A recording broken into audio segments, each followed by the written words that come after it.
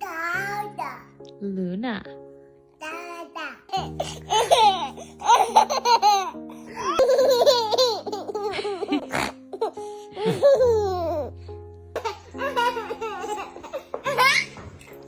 Sometimes life creates the most beautiful gifts from our greatest fears.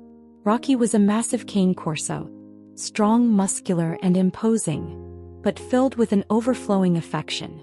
They had adopted him as a puppy and he had brought joy to the quiet house. Until that news came. When Mom found out she was pregnant, she was filled with both excitement and worry. What if Rocky hurts the baby? What if he gets jealous? These questions kept her awake at night. Rocky seemed to sense everything. He would lie down next to her belly, press his nose against it, and take deep breaths. It was as if he was trying to figure out the secret inside. When little Mira was born, Rocky was waiting at the door. No one let him approach at first, but he was determined. He walked quietly to the crib, bowed his big head. He paused for a moment, then took a slow breath. And he did something unexpected. He lay down right next to the crib. He laid his head down and closed his eyes. It was as if he was saying, "My duty has begun." When little Mira was born, Rocky was waiting at the door. No one allowed him to approach at first, but he was determined. He walked silently to the crib, bowed his big head. He paused for a moment, then took a slow breath. And he did something unexpected. He lay down right next to the crib. He laid his head down and closed his eyes. It was as if he was saying, "My duty has now begun." From that day on, Rocky became Mira's shadow. Whenever the baby cried, he was the first to rush over. That deep breathing sound miraculously calmed the baby. As Mira grew, the games began. Colorful balls, soft toys, baby laughter.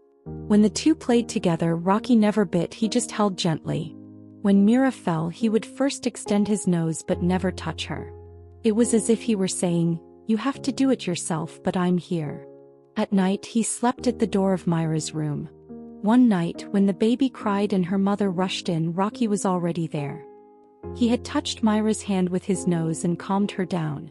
At that moment, they understood. Rocky saw Mira as his own cub. The day Mira learned to walk, Rocky followed her every step. When she fell, he bent down and touched her cheek with his nose. Mira smiled, and that smile changed something in Rocky's heart. One day Mira got sick. Rocky waited at the door, never leaving her bedside.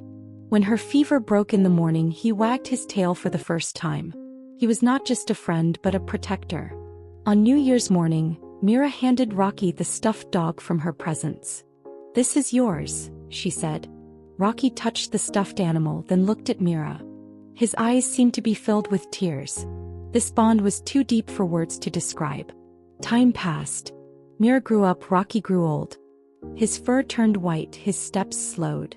But every morning he waited at the door while Mira carried her school bag.